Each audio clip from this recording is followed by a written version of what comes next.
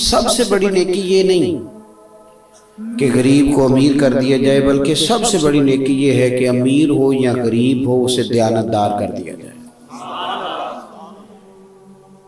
سب سے بڑی نیکی یہ نہیں ہے کہ آپ کسی کو مکان بنا دیں، اور اب یہ بھی نیکی ہے، پر بڑی نیکی یہ ہے کہ گھر میں بسنے والوں کا ایک دوسرے سے پیار ہو جائے، اس میں اپنا کردار ادا کریں، اولاد ماں باپ کی فرما بردار ہو جائے، والدین بچوں سے پیار کرنے لگے، میاں بیوی ایک دوسرے کا احترام کریں، بھائی بھائی سے تعلق مضبوط، یہ بڑی نیکی ہے۔ ورنہ آپ کو پتہ ہے مہنگے مہنگے گھروں میں لوگوں کو رات کو نیند کوئی نہیں آتی، بڑے بڑے گھروں میں لوگ بے سکون ہوتے ہیں۔ انسان کی ذہن سازی کر دینا، اس کی تربیت کر دینا، اگر وہ بے صبرہ ہو تو اسے صبر والا بنا دینا، اگر ناشکرہ ہو تو شکر کی تربیت کر دینا، یہ سب سے بڑی نیکی ہے۔ انسانوں کو اطمینان آ جائے، انہیں سکون قلبی آ جائے، ان کی ذہن سازی ہو جائے۔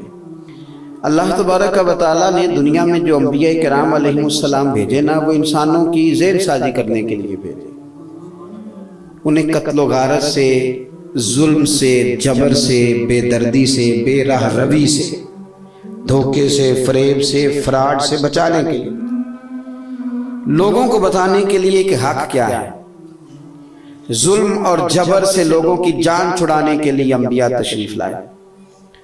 قرآن مجید یہ بتاتا ہے کہ نبی پاک علیہ السلام کو اپنی امت سے بڑا ہی پیار ہے، اتنا پیار ہے حضور کو اپنی امت کے ساتھ کہ رب فرماتا ہے مشقت میں تم پڑھتے ہو، تکلیف میرے نبی کو ہوتی ہے۔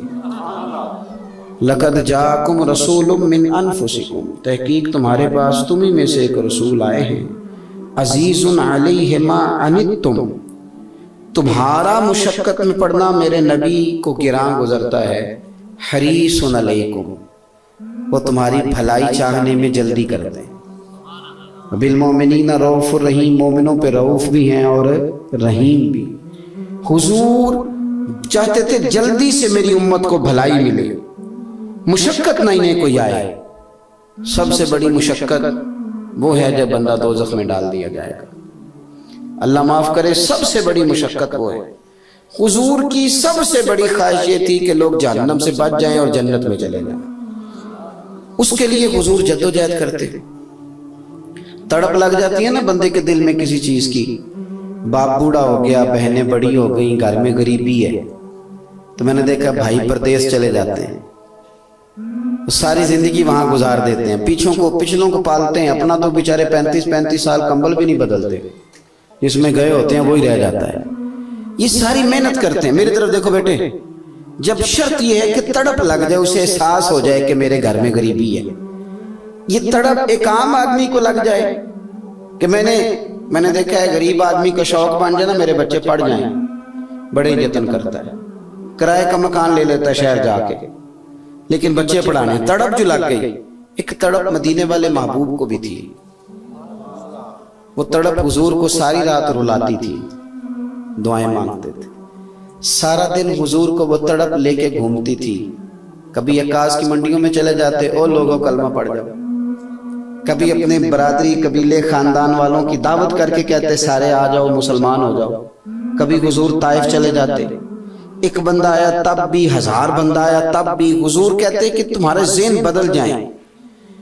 آج جو نعرے ہمارے ہاں لگائے جاتے ہیں نا، یہ تھکے ہوئے نعرے ہیں، تھکے ہوئے۔ مثلا ہم نعرہ سنتے ہیں کہ جناب بنیادی ضرورتوں کی بات ضرورت ہے انسان کو، روٹی کپڑا اور مکان مل جائے تو ٹھیک ہے، باقی ضرورتیں اس کے ساتھ ہیں۔ تو میں کہتا ہوں روٹی کپڑا اور مکان تو جیل میں بھی مل جاتا ہے، پھر بندہ قیدی کیوں ہے؟ روٹی بھی ملتی ہے، کپڑے بھی ملتے ہیں، رہنے کو چھت بھی ملتی ہے، یہ تو پردیس میں بھی ملتے ہیں، تو پردیسی کیوں ہے؟ وہ بندہ روٹی کپڑے کے ساتھ زندہ نہیں رہتا، بندہ پیار کے ساتھ زندہ رہتا ہے، بندہ اپنوں کے ساتھ زندہ رہتا ہے، بندہ اپنوں کے بیچ زندہ رہتا ہے۔ اس کو گھر سے نکلنے لگے تو کوئی بچہ ہو ضد کرنے والا جو کہے ابا میں نے بھی جانا ہے، یہ چیز بندے کو زندہ رکھتی ہے۔ وہ گھر لوٹنے لگے تو اسے فون آئے، آنا نہ جب تک میری آئس کریم نہ آئے، یہ چیز بندے کو زندہ رکھتی ہے۔ کبھی ابا ڈانٹے، کبھی بڑے بھائی کا غصہ دیکھنا پڑے، کبھی چھوٹے کو منانا پڑے۔ آپ کی جب ذہن سازی ہو جاتی ہے نا، ایک دوسرے سے پیار بڑھ جاتا ہے۔ وہ کب ہوتا ہے؟ جب بندہ اللہ والا ہو جائے، جب بندہ رسول اللہ کا غلام ہو جائے، جب بندہ دین کے اصولوں کو اپنے اوپر طاری کرنے والا بن جائے۔ ہمارا پتہ مسئلہ کیا بن گیا ہے؟ بلا لیا کسی نے کسی دوست کو روٹی پہ، اس نے کہا روٹی کھلانی ہے، اس نے پھل بھی کھلایا، اس نے 4-5 قسم کی بوتلیں بھی لا کے رکھی، اس نے جناب فروٹ بھی منگا لیے، سارا کچھ اس نے منگایا، روٹی نہیں منگائی۔ تو باہر نکل کے کوئی بندہ کہے گا کہ روٹی کھا کے آئے ہوں؟ بولے تو کہے گا میں نے تو اتنا مہنگا پھل کھلایا، آئس کریم بھی کھلائی ہے، فلانی شے بھی دی ہے۔ تو لوگ کہیں گے بھی بلایا تھا تو نے روٹی کے لیے، تو روٹی تو کھلائی نہیں۔ آپ میری بات کو سمجھیں، انبیاء کرام دنیا میں تبلیغ کے لیے آئے۔ آپ حضور کی نعت بھی پڑھیں، کمال بات ہے، حضور کا نعرہ بھی لگائیں، کمال بات ہے، لیکن جو تربیت مدینے والے نے دی، جو ذوق حضور نے دیا، جو ہمیں سمجھایا، جو اصل ہے، جو روح ہے، جو پیغام ہے، وَدَاعِيًا إِلَى اللَّهِ بِإِذْنِهِ وَسِرَاجًا مُنِيرًا، حضور تو اللہ کی طرف دعوت دینے والے ہیں، تو اصل کام کرے ہی نہ۔ حضور کا تو شوق ہے کہ اصل کام کیا جائے۔ حضور تو اس کے لیے 2 ہفتے نبی پاک نے گزارے ہیں طائف کے میدان میں، ایک بندے نے بھی کلمہ نہیں پڑھا۔ 2 قسم کی تقریریں ہوتی ہیں، ایک تقریر میں آپ کے ساتھ کر رہا ہوں، ایک تقریر میں جمعے والے دن کرتا ہوں، محفل میں کرتا ہوں، اللہ مجھے معاف کرے، کروڑ دفعہ سمجھانے کے لیے بات کر رہا ہوں۔ ایک تقریر آپ کے ساتھ ہے، جس طرح کی میرا من آیا میں کر کے چلا جاؤں گا، خدا نخواستہ مجھے پتہ چل گیا میرا چھوٹا بھائی یا میرا بیٹا وہ سگریٹ پینے لگ گیا، تو اب میں اس طرح کی تقریر نہیں کروں گا سامنے بٹھا کے، اب میں اس کو اکیلے میں بلا کے اس کی منت کروں گا، ہو سکتا ہے پگڑی بھی پیروں میں رکھ دوں، پتر مہربانی کر کمائی نہ ضائع کر دینا ساری عمر کی۔ اس کی ماں شاید ہو سکتا ہے روئے، دوپٹہ رکھے، اور مہربانی کر، اس نے وعدہ کر لیا، غلطی ہو گئی تھی، بھول گیا تھا، آئندہ نہیں کروں گا، پر وہ تو چلا گیا کمرے میں وعدہ کر کے، ٹھیک ہو گیا، ابھی بھی بات ختم نہیں ہوئی۔ پھر ابا مصلی بچھا لیتا ہے، پھر اماں مصلی بچھا لیتے، اللہ اس کو ہدایت دے دے، مالک اس پہ فضل کر دے، اللہ یہ کل کمائی ہے، یہ اجڑ گئی تو میں تو کسی کام کا نہیں۔ ایک تبلیغ یہ ہے جو میں گھر میں کر رہا ہوں، ایک وہ ہے جو میں قوم سے کر رہا ہوں۔ آپ میری بات سمجھ رہے ہیں؟ یہ جو تبلیغ ماں باپ کرتے ہیں نا،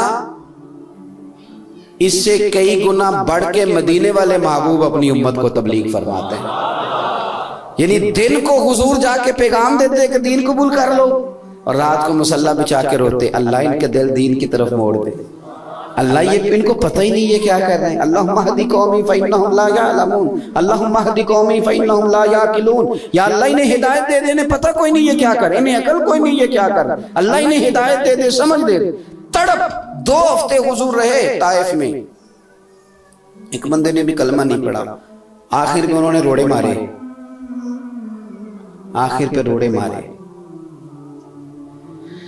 ہائے، پہاڑوں کے فرشتے نے حاضر ہو کے عرض کی، مالک فرماتا ہے محبوب اگر آپ کہیں تو ان طائف والوں کو 2 پہاڑوں کے بیچ رکھ کے پیس نہ دیں، ہمارے ہاں معاف وہ کرتا ہے جو کمزور ہو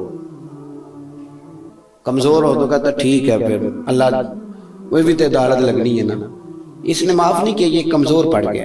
ہمیشہ معاف کرنے کا معنی یہ ہے کہ بندے کے پاس طاقت بھی تھی، تگڑا بھی تھا، ہاتھ بھی پڑتے تھے، پھر بھی معاف کرے تو پھر معاف کیا، قابو آ کے معاف کیا تو وہ معاف نہیں کیا، وہ تو ہار گیا۔ اتنی طاقت اللہ نے دی، محبوب کہیں تو ان کو پیس دیا جائے، میرے رسول کریم نے فرمایا نہیں یا رسول اللہ، ایک نے بھی کلمہ نہیں پڑھا۔ تو یہ وہ تبلیغ ہے جو ماں کرتی ہے بیٹے کے حق میں، وہ یہ نہیں کہتی کہ نہیں مانتا تو نکال دو گھر سے، نہیں مانتا تو مار دو اسے، وہ یہ تھوڑی کہتی ہے۔ رسول کریم علیہ السلام سے عرض کی، یا رسول اللہ ایک نے بھی کلمہ نہیں پڑھا، تو حضور فرمانے لگے نہیں پڑھا تو پھر بھی تباہی کی دعا نہیں کرنی، اس لیے کہ اگر انہوں نے نہیں پڑھا تو مجھے امید ہے ان کی آنے والی نسلیں کلمہ پڑھ جائیں گی۔ وہ جو دعوت دین کا درد تھا، وہ جو ذوق تھا، میں دیکھتا ہوں ہمارے یہاں ہر شے منانے کا رواج ہو گیا، اور منانے بھی پورے اپنے سٹائل کے ساتھ ہیں، پورے۔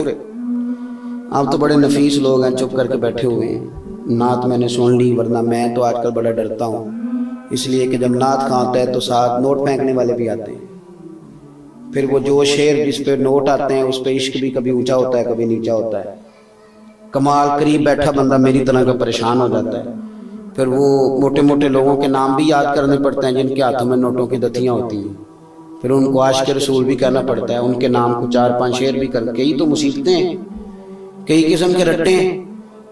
یہ وہ والا منہج نہیں جو منہج رسول پاک نے اپنی امت کو عطا فرمایا ہے، یہ وہ والا رنگ نہیں، یہ سٹائل نہیں، یہ تو چند لوگوں کا کام ہے۔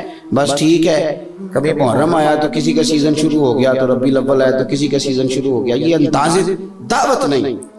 ایک داعی میں، مبلغ میں جو خوبصورتیاں ہونی چاہیے وہ ہمیں ہر مسلمان کو، چونکہ نبی پاک نے میری مولوی کی ڈیوٹی نہیں لگائی تھی، فرمایا گا بلغوا انی ولو آیا، جس کو میری ایک آیت پہنچ گئی وہ دوسرے تک پہنچائے۔ کیا صرف ممبر پر بیٹھ کر صحابہ تبلیغ کرتے تھے؟ ابو بکر صدیق نے کلمہ پڑھا تو جناب عثمان غنی ان کے دوست تھے، حضرت عبد الرحمن ابن عوف ان کے دوست تھے، وہ تاجر تھے، ان کے دوست تاجر تھے، انہوں نے کلمہ پڑھا، انہوں نے اپنے تاجر بھائیوں کو پیغام دیا، ان کے سارے سجن بھی کلمہ پڑھ کے مسلمان ہو گئے۔ ہمارا تو یہ مسئلہ ہے کہ نہ تو دین سیکھنے کا شوق ہے، بڑے بڑے سیانے بندے، آپ نے ناراض نہیں ہونا، چلو وہ بھی جاؤ گے تو میں تو انہیں ٹوری جانا ہے، یعنی بڑے بڑے سیانے بندے پنچایت مکانے والے، باقی ساری گلاں دا پتہ ہے، یہ نہیں انہوں نے پتا بھی 3 طلاقاں دئیے تے ہو جاندیاں نے۔ یہ جو کہیں مولوی صاحب وہ مثلاً وہ کٹیاں کیویں ہو گئیاں، میں جی میں قبول کٹے ہو گئے سن 3 بھائی، وہ 3 مہینے چوئے سن، کیا مطلب؟ آپ اتنا تو دین سیکھ لیں، کیا آپ نے کم از کم یہ کہ کوئی فیصلہ کرنا ہے تو اس میں کتاب جو مسئلہ شرعی ہے اس کا تو تقاضا پورا کریں۔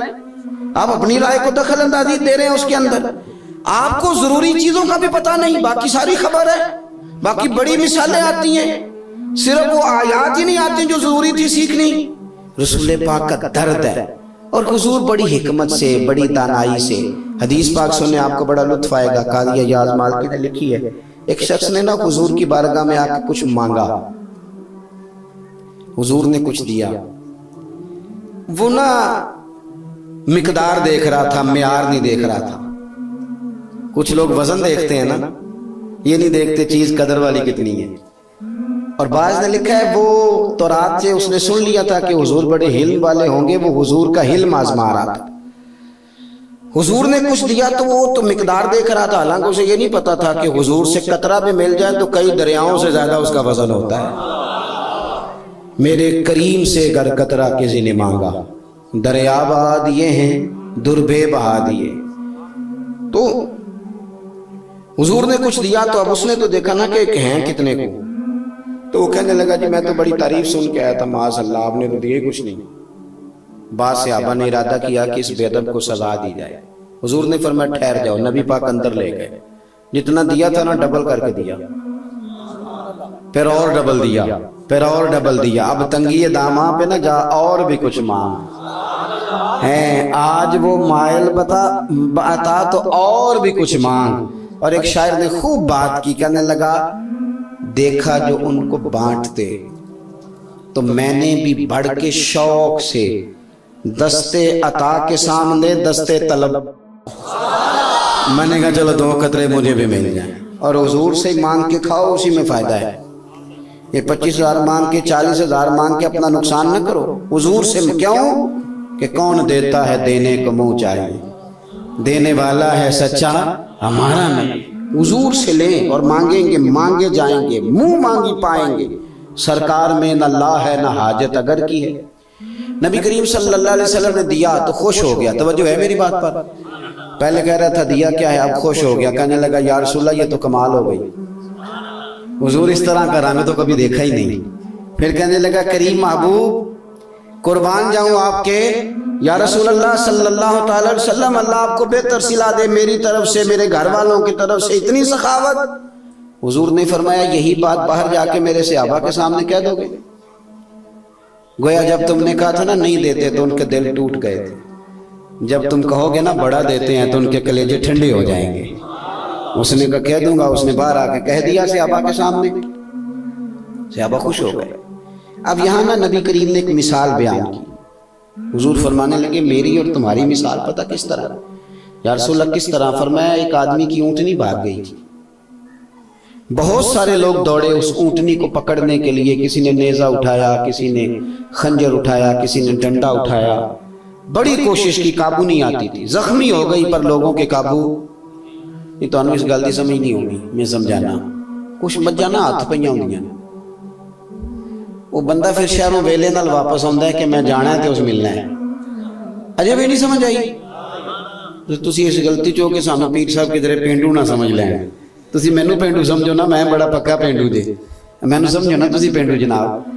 वो कई दफा ना मझ मेरे अब्बा जी नू मैं एक दिन बड़ा जोर लाया, मैं क्या असी गए सा किधरे, मैं क्या सवेरे चलांगे, कहते नहीं पुत्रा मझ नहीं मिलती मुंडिया को। तो मुझे याद आ गई बात, हुजूर फरमाने लगे उस ऊंटनी को ना बड़ा उन्होंने जोर लगाया, काबू ना आई। अल्लाह करे मैं आपको समझा सकूं। मेरे महबूब फरमाते हैं मेरी और तुम्हारी मिसाल इस तरह है, लोगों के काबू ऊंटनी ना आई, फिर उसका अपना मालिक आ गया, उसने जमीन से थोड़ा सा चारा उठा के दिखाया तो ऊंटनी दौड़ी हुई आई, फिर उसने उसकी पुश्त पे हाथ फेरा और सवार हो गया, कहने लगा तुमने बिला वजह मेरी ऊंटनी को तकलीफ दी, ऊंटनी मेरी है, संभालने का तरीका भी मुझे ही आता है। गोया हुजूर फरमाने लगे ये उम्मत मेरी है, इनको कैसे सिखाना है ये तरीके भी अल्लाह ने मुझे ही अता फरमाए हैं। रसूल पाक हिकमत के साथ, दानाई के साथ, नबी पाक ने ये नारा नहीं लगाया था कि मक्के में यूनिवर्सिटियां बनाएंगे। मैं यूनिवर्सिटी बनाने का मुखालिफ नहीं, कॉलेज बनाने में तो खुद कॉलेज में पढ़ता रहा, लेकिन हुजूर का ये नारा नहीं कि सड़कें पक्की कराएंगे, इंडस्ट्री लगवाएंगे। नबी करीम अलैहिस्सलाम ने जो सोचें दिए ना, असल मसला ये है कौम को उधर मायल नहीं कर सके। हमारा बच्चा जो पैदा होता है हम सिर्फ एक ही बात कहते हैं, पुत्र फलाने दा मुंडा डॉक्टर बन गया तो बड़े पैसे कमांदा ही, ते फलाने दा मुंडा इंजीनियर बन गया तो बड़े पैसे कमांदा ही। ठीक है जी, तुसां इस काम लाया तो फिर अब्बे भी उसे दी इज्जत होगी जिहदे कोल पैसे होवणगे। वो फिर कई बार अब्बे नूं भी याद छड्डदे ने कि वेखो ना फलाने दे अब्बे किन्ने कमाए ने, तुसां कीता की है, क्योंकि आपने जब सबक ही वो दिया है उसको पैसे कमाओ पैसे कमाओ, तो फिर अब्बा भी मालदार हो तो इज्जत करा ले, वरना न कराए। ज़ौक़ ये दिया है, बाकी कोई बात ही नहीं बताई। रसूल करीम सल्लल्लाहु अलैहि वसल्लम की यहाँ तालीम क्या है? हुजूर ने ये नहीं फरमाया हर बंदा दौलतमंद कर देंगे, बल्कि नबी पाक की तालीमात बताती हैं कि गरीबी को इज्जत ही इतनी दो। किसको? गरीबी को। यानी सोने महबूब ने पता क्या किया, हुजूर ने गरीबी पसंद कर ली। एक वक्त रोटी खाएंगे, दो वक्त फाका करेंगे, कपड़े सादे पहनेंगे, सोएंगे जमीन पे, गरीबी को इज्जत दे दो। सारी दुनिया की औरतों के लिए जायज है जितना मर्जी सोना पहने, लेकिन मेरे करीम महबूब की शहजादी मलका कौनैन ने, हजरत फातिमा ने पहन लिया था सोने का लाकट, तो हुजूर के चेहरे पर नाराजगी आई थी। क्यों भला? हजरत फातिमा ने फौरन उतार के खैरात कर दिया, इसलिए कि अगर ये शहजादी भी सोना पहनेगी तो वो उम्मत की गरीब बेटियां, वो तो इस तसल्ली में थी कि हम नहीं पहन रही तो मदीने वाले की बेटी ने भी तो नहीं ना पहना, वो तो इस तसल्ली में थी, नहीं पहना उन्होंने। हजरत आयशा सिद्दीका कहती हैं मैं उस महबूब के घर में रहती थी जो कायनात का मालिक है, पर महीना एक चांद आया फिर दूसरा आ गया, पर हुजूर के घर में चूल्हा नहीं जला, खजूर खा लिया, दूध पी लिया, सो गए। गरीबी इज्जत वाली कर दी। हमारे यहाँ नक्श पता क्या वाकया, इज्जत कराने के लिए भी पैसों की जरूरत है, नोटों की जरूरत है। हमने ना जब से कई मैंने देखे हैं, वो कहते मैं ना जी भरा नूं आख्या तू बच्ची दी शादी कर, अपना मुंडा चुके मालदार है किधरे होर बयान लगा है, भरा नूं आख्या तू बच्ची दी शादी कर, मैं तेरे नाल तावन करांगा। मैं कहा काहदा तावन है, ये तो कोई और भी किसे कर देना सी, काश तुझे अपनी बहू बना लेता, गरीबी को इज्जत देता। लेकिन ये रंग ही नहीं, ये अंदाज ही नहीं, तबीयत ही नहीं। हुजूर ने ना गरीबी को इज्जत दी, गरीबी को। हजरत साद अंसारी कहते हैं एक मजदूर आया नबी पाक की बारगाह में, मजदूर हाथों पे छाले, उसने आके सलाम ली। मैंने देखा है गरीब बेचारे डरते डरते पीछे पीछे रहे, वजीरों से भी डरते हैं, पीरों से भी डरते हैं। इनकी बारी आए तो पीर साहब भी जलाल वाले हो जाते हैं, तो पीछे पीछे ना सलाम ली हुजूर से। तो उसने हाथ मिलाया था, उसने सलाम लेके पीछे करना चाहा तो नबी पाक ने उसका हाथ थाम लिया। नहीं, आप समझे नहीं, नबी पाक ने हाथ थाम लिया, हुजूर ने हाथ थाम लिया, नबी करीम ने। अल्लाह अकबर, जिस पर हुजूर की नजरें करम हो जाए। अब एक शायर ने कहा था तेरी एक नजर का कमाल है और मेरी जिंदगी का सवाल है। हुजूर ने हाथ थाम लिया, اور تھام کے نا تو رسول پاک نے چھالے تھے نا، فرمایا یہ کیا ہے، یہ تیرے ہاتھوں پہ کیا ہے؟ عرض کرنے لگا سونیا غریب آدمی ہوں، پھاوڑا چلاتا ہوں، کئی چلاتا ہوں، بیلچے سے کام کرتا ہوں، تو مزدوری کر کے ہاتھوں پہ چھالے پڑ گئے۔ قربان جائیں جس محبوب کے قدم حضرت جبریل چومے، اس محبوب نے نا مزدور کا چھالوں والا ہاتھ چومنا شروع کر دیا۔ اتنی عزت جب غریبی کو ملے، لگتا یوں ہے کہ بڑے امیروں کا بھی دل کر رہا تھا کاش آج غریب ہوتے۔ یہ والی شان میسر آتی جب آپ اعزاز دے دیتے ہیں۔ یہ تو تعلیمات ہے نا، یہ حضور نے جو فکری اور نظریاتی تربیت کی ہے، اس تربیت کو جب تک امت نہیں اپناتی، نوٹ جتنے مرضی کما لے، گھر جتنے مرضی اونچے کر لے آئے جتنی مرضی سہولیات، آپ نے ترقی سڑکیں پکی کرنے کا نام رکھ لیا ہے۔ ذہنی ترقی تو ہے نہیں، وہ تو تنزلی ہے، وہ تو لالچ کا رشتہ، ہر بندے کا رشتہ لالچ کا۔ آپ یقین کریں میں نذرانے کا مخالف نہیں، نبی پاک صلی اللہ علیہ وسلم نے حضرت عمر کو دیا تو حضرت عمر نے کہا حضور ضرورت نہیں، فرمایا جو خود سے ملے وہ تو اللہ کی طرف سے ہے، وہ رکھ بخاری میں موجود ہے، میں اس کا مخالف نہیں، لیکن ڈیمانڈ کس بات کی ہے، مطالبہ کس بات کا ہے؟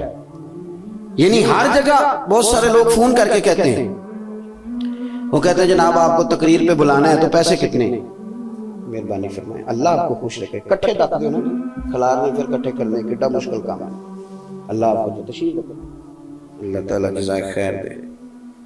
میں پیسے دے خلاف شروع ہویا تو میرے نال یہ کام شروع کر لیا، کمال ہو گئی اور فوراً اسی موقع پہ اللہ آپ کو سلامت رکھے۔ یہ بھی ایک بڑا سلسلہ ہے۔ بہرحال میں جو بات آپ کو سمجھانا چاہتا ہوں اس پر آپ غور کریں۔ اگر زندگی میں ہر تعلق، وہ کئی سنگی فون کر کے، ایک میں نے فون کیتا بڑی دور سے جنوبی پنجاب سے، پیر صاحب پیسے کتنے لگنے تقریر دے؟ میں کہا 1.25 کروڑ۔ کہندے بہت مہنگے ہو، میں کہا وکنے تے بندہ چاجنا تے وکے نا، 25,000 تے کی وکنا ہویا؟ اتنا تو ہمارا ریٹ ہی نہیں، ہم تو رسول پاک کے نوکر ہیں، تو بڑے مہنگے لوگ ہیں بھائی، اب تیرا خیال ہے 20-25 میں بکیں گے؟ نا والا حضرت فاضل بریلوی چلے گئے نا دکان سے تیل لینے سرسوں کا، دکاندار سے کہا یہ بوتل تیل کی بھر دو، کتنے پیسے؟ تو کہنے لگا جی 5 آنے کی ہے، آپ ہمارے عالم ہیں، چلو آپ 3 آنے دے دیں۔ فرمایا تو پورے 5 رکھ، میں اپنا علم 2 آنے کا نہیں بیچا کرتا۔ کرو مدح اہل دول رضا، پڑے نا اس بلا میں میری بلا، اور یارو میں تو گدا ہوں اپنے کریم کا، میرا دین کوئی پارا نہ نہیں۔ اپنی زندگی میں آپ تھوڑا سا نہیں یار پیار، میں نے دیکھا اگر امیر غریب سے پیار نہیں نہ کرتا تو غریب بھی غریب سے پیار نہیں کرتا، وہ بھی ڈھونڈتا ہے کسی تگڑے سے دوستی لگاؤں، وہ بھی تلاش کرتا ہے کوئی مہنگا بندہ ملے تو اس کے ساتھ فوٹو بنواؤں۔ آپ مجھے بتائیں اگر تھوڑا سا آپ اس سمت اپنے آپ کو دوڑائیں، مزاج بنائیں، ان نظریات کی روشنی میں جینا سیکھیں، آپ یقین کریں زندگی آسان ہو جائے، زندگی مزیدار ہو جائے۔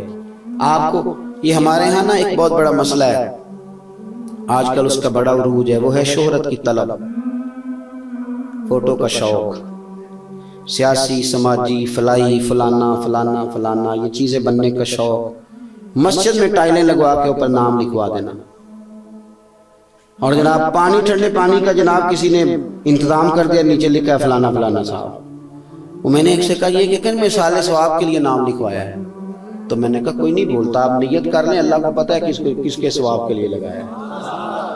اب تو ختم شریف کی محفل میں پرچی آتی ہے کہ آپ پڑھ دیں اتنے لاکھ قرآن پاک۔ میں نے ایک جگہ کہہ دیا جو پڑھا ہے، کہنے تسی دسیا نہیں، میں کہا کنوں دسنا سا جی، یہ تے رب نوں دسنا سی تے انہوں تے پتہ ہے پہنا کی پڑھیا، تے جو قوم نوں دسنا سی تے پھر ثواب کو نہیں ہونا۔ میری بات کی سمجھ آ رہی ہے؟ آپ جب تک اپنی زندگی اخلاص والی نہیں کرتے، دین ہمیں یہ کہتا ہے کہ مخلص فی اللہ ہو جاؤ، مخلص، رضا الہی مقصود ہو آپ کا۔ آپ جب تک اپنی ذہن کو طبی، ورنہ تو انسان کا ہر بندے سے دکاندار اور گاہک کا رشتہ ہے، پھر تو وہ دیکھے گا کہ میرا سودا مہنگا کون خریدتا ہے، پھر تو کمپنیاں عمرے بھی کرائیں گی، پھر تو کئی کے لالچ بھی آئیں گے، پھر تو بڑے بڑے تحفے بھی آئیں گے۔ لیکن اگر آپ کا رضا الہی کا رشتہ ہے، بات بس میری مکمل ہو گئی، میں نے اب سمیٹنی ہے۔ 100 گھر تھے پورے مدینہ شریف میں، 100 غریب گھر، آبادی تھوڑی ہوتی تھی۔ اب تو ہم نے آپ کا تھوڑا سا گاؤں گھوما ہے تو پتہ چلا ہے کہ گاؤں بھی گھومنے کا بھی کام ہے، ورنہ یہ ہے کہ چھوٹا سا گاؤں ہوتا تھا تو ہر بندے کو, نیا بندہ گاؤں میں آتا تھا تو لوگ کوئی جیسا پران ہے کسی کا, تھوڑی آبادی ہوتی تھی, ہر بندے کو پتا ہوتا تھا یہ کون ہے, خبر ہوتی تھی. مدینہ شریف جتنی آج کل مسجد نبوی اور اس کا احاطہ ہے, بعض تاریخیں کہتی ہیں کہ اتنا کل مدینہ منورہ تھا, تو پورا 100 گھر تھا مدینے میں. ان 100 غریب گھروں کے اندر 3 وقت کھانا بھی پہنچتا تھا, بچوں کے کپڑے بھی پہنچتے تھے, اور کوئی بیمار ہوتا تھا تو اس کا خرچ بھی پہنچتا تھا. پتہ کوئی نہیں تھا دے کون جاتا. کتنے گھر بولیے؟ 100 گھر. کوئی نقاب پوش آتا, دروازے پہ لنگر پہنچاتا, اگر کوئی پوچھ لیتا کون ہو تو وہ ناراض ہو جاتا, کہتا ہے اگر آپ کو زیادہ مسئلہ ہے تو پھر ٹھیک ہے. 100 کسی کو پتہ نہیں.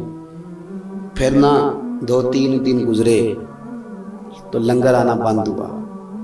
تیرے گھر بھی نہیں آیا, میرے گھر بھی نہیں آیا, اس کے گھر. لوگوں نے ایک دوسرے, امام ابو نعیم نے اس کو لکھا ہے, الیت الاولیاء دیکھیے گا, 100 گھر. وہ پتہ کرو کب سے نہیں آیا تیرے گھر میں راشن. اس نے بھی کہا 18 محرم سے نہیں آیا, اس نے بھی کہا 18 محرم سے نہیں, اس نے بھی کہا نہیں آیا. اچھا پتہ کرو 18 محرم کو کیا ہوا. جب پورے مدینے میں تلاش کیا تو پتہ چلا 18 محرم کو امام زین العابدین کا انتقال ہوا. امام علی مقام کے یہ بیٹے 100 گھروں میں کھانا پہنچاتے تھے, پتہ کوئی نہیں تھا کہاں سے آتا ہے. 3 دن ہوئے تھے حضرت سیدنا صدیق اکبر کے وصال کو. تیسرا دن تھا. سیدنا فاروق اعظم رضی اللہ تعالیٰ عنہ کہتے ہیں میں مسجد نبوی شریف کے سین میں بیٹھا تھا, 2-3 چھوٹی چھوٹی بچیاں آئیں, کہنے لگی چاچا آپ خلیفہ بنے ہیں. میں نے کہا میں بنا ہوں. تو کہنے لگی چلیے پھر امیر المومنین عصر کے بعد ہمارے گھر جاتے تھے. میں نے کہا پتر تمہارے گھر کیا ہے؟ کہنے لگی ہمارا بھائی کوئی نہیں, والد انتقال کر گیا, بکریاں رکھی ہوئی ہیں. ابو بکر ہر روز عصر کے بعد آ کے بکریوں کا دودھ دھو کے دے جاتے تھے, کچھ پی لیتی تھی, کچھ بیچ کے گزارا کر لیتی تھی. 3 دن سے ماں بھی رو رہی ہے, بہنیں بھی رو رہی. آیا کوئی نہیں. چلو گے؟ تو اتنا دلیر آدمی رو پڑا. پتر چلتا ہوں نا. آگے آگے بچیاں تو پیچھے پیچھے, عمر روتے جا رہے ہیں. ایک صحابی نے پوچھا خیریت ہے, روتے جا رہے ہو؟ کہنے لگے یار یہ ابو بکر صدیق میرے لیے رستہ کتنا مشکل کر گیا. جگر راہ وفا میں نقش ایسے چھوڑ آیا کہ جس منزل سے گزرا ہوں وہ اب تک یاد کرتی ہے. میں دیانتداری سے کہتا ہوں ہماری گلی میں اتنے پیسے ہوتے ہیں کہ اگر 2-4 گھر گلی میں غریب ہوں تو گلی والے لوگ اسے مینج کر سکتے ہیں, پر نہیں کرتے, غور نہیں کرتے.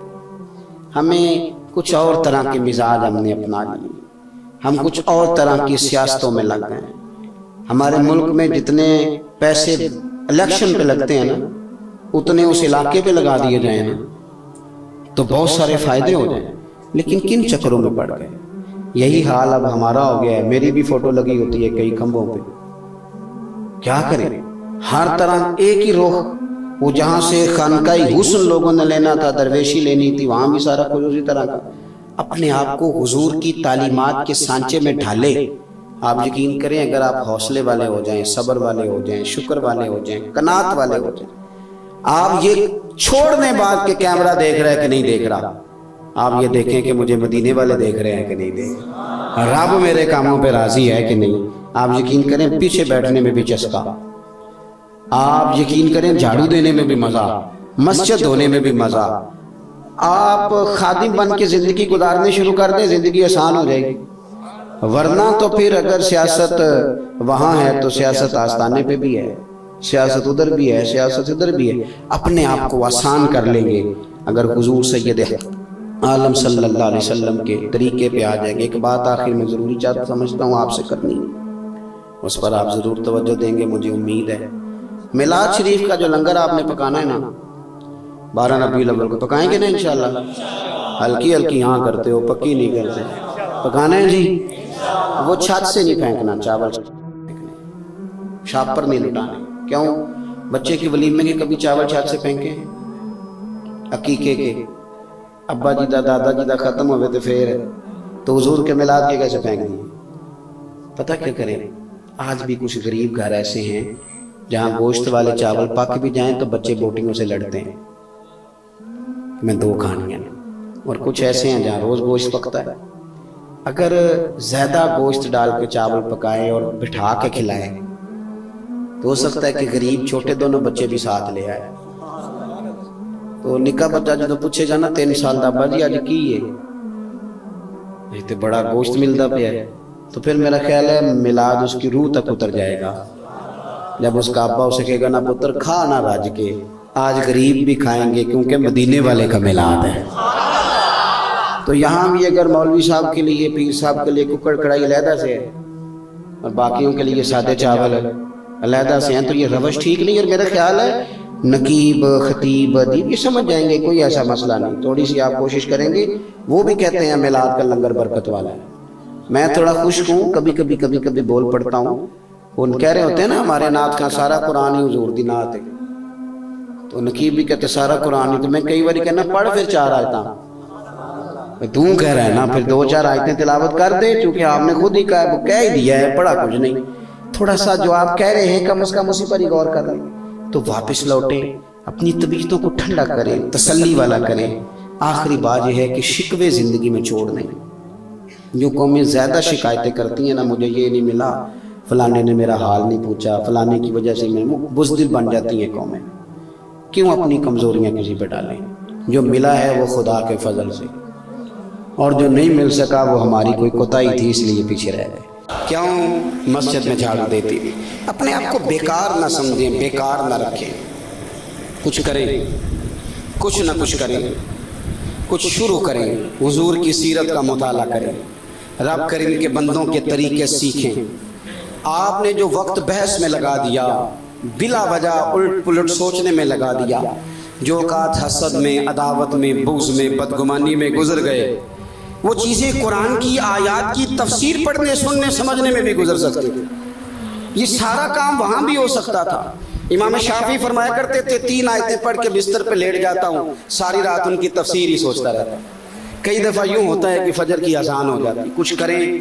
ہمارے جو بزرگ بہت زیادہ کام کر گئے نا، اعلیٰ حضرت فاضل بریلوی نے 1000 کتاب لکھی ہے، اور کتاب اس طرح نہیں لکھی کہ 5 کتابیں لکھ رکھو تو چھٹی بیچ میں سے نکل آئی، کینچی مار کے نہیں. ایک کتاب پر پی ایچ ڈی ہو رہی ہے، مقالہ جات لکھے جا رہے ہیں، تھیسس جمع ہو رہے ہیں، کام ہو رہا ہے. یہ حکیم الامت مفتی احمد یار خان صاحب نہیں ہوئی.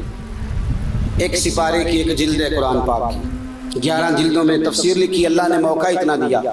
8 جلدوں میں شرح حدیث لکھی. حاشیہ بھی لکھا تھا بخاری شریف کا عربی میں، لیکن چھپ نہ سکا بعض وجوہ کی بنیاد پر. اور بڑے سارے کام انہوں نے دین کے کیے. بھلا کیوں؟ کہتے تھے میں نے زندگی میں وقت نہیں ضائع کیا، میں نے زندگی میں وقت، میری بات کی سمجھ آ رہی ہے؟ زندگی میں وقت ضائع. میں دوستوں سے پوچھ لیتا ہوں کہ تقریر کب کرانی ہے، کہتے ہیں 1 تلاوت 1 نعت. تو جب نعت شروع ہوتی ہے میں جا کے قبضہ کر لیتا ہوں. میں کہتا ہوں آپ کا وعدہ تھا. آپ وقت نہیں ضائع کریں. آپ اس طرح تو مطلب یہ کہ بڑے کام رہ جاتے ہیں. مفتی صاحب جمعہ پڑھاتے تھے تو جب الحمدللہ کہتے تھے نا، ان کے حالات میں لکھا ہے، تو لوگ گھڑی ٹھیک کرتے تھے، کہنے لو بھی 1 بج گیا ہے. مفتی صاحب بیٹھ گئے. کیوں مولانا صاحب 10 منٹ اوپر لے کے جائیں؟ کیوں لے جائیں گے جب ممبر پہ بیٹھ کے وعدہ کیا ہے کہ 2:15 جماعت کرانی ہے؟ مانا ہی کوئی نہیں اوپر جانے کا، آپ نے خود وعدہ کیا ہے. کبھی بھی اپنے وقت کا، عصر کی نماز سے 15 منٹ پہلے مفتی صاحب نکلا کرتے تھے. جوانوں، جو چیز ہم نے سب سے زیادہ ضائع کیا وہ وقت ہے. ہم باصلاحیت تھے، ہر بندے میں اللہ نے کچھ نہ کچھ صلاحیت رکھی، کچھ کر سکتے تھے. وقت ضائع ہوا ہے، ہو رہا ہے، اس کو بچا لیں. یہ قیمتی سرمایہ ہے. بات ختم کر رہا ہوں. مفتی صاحب عصر سے 15 منٹ پہلے گزرتے تھے مسجد جانے کے لیے. ایک ذمہ دار تھا، اس کو پکا پتا تھا کہ مفتی صاحب اس وقت گزرتے ہیں. تو وہ ابھی گرمیوں میں دوپہر کھڑی ہوتی ہے، عصر جلدی ہو جاتی ہے، دن لمبے ہوتے ہیں. تو مفتی صاحب گزر گئے. تو وہ ذمہ دار کہتا ہے اپنے بیٹے سے، کہتا ہے بیٹے جانور چھوڑو بھینس کے نیچے، مجھ تھلے چھڈ کٹا پتر. انہیں کہا ابا جی اجے تے سورج کھڑا ہے. کہنے لگے پترا تینوں نہیں پتا مفتی صاحب لنگ گئے نہیں. یہ تو مفتی صاحب لنگ جان دے دا مطلب ہے کہ ٹائم نہ کہ جناب دھوپ کھڑی. فرمایا مفتی صاحب لنگ گئے نہیں. وہ گھڑی منگا کے دیکھی تو واقعی 4:45 ہو گئے. زندگی میں وقت کو بچائیں، کچھ کریں. اور اگر آپ کچھ نہیں نہ کریں گے تو وقت آپ کا انتظار نہیں کرے گا. وہ تو جا رہا ہے، گزر رہا ہے. کالے بال سفید ہو رہے ہیں، تندرست وجود بیمار ہو رہے ہیں، اور جس وقت آپ طاقتور ہیں، جوان ہیں، یا کسی منصب پہ ہیں تو موقع ہے، یہ وقت ہے کہ کچھ کیا جائے۔ اپنے اوقات پر غور فرمائیں۔ اللہ کے حضور دعا ہے جو میں نے کہا ہے اللہ اسے قبول فرمائے۔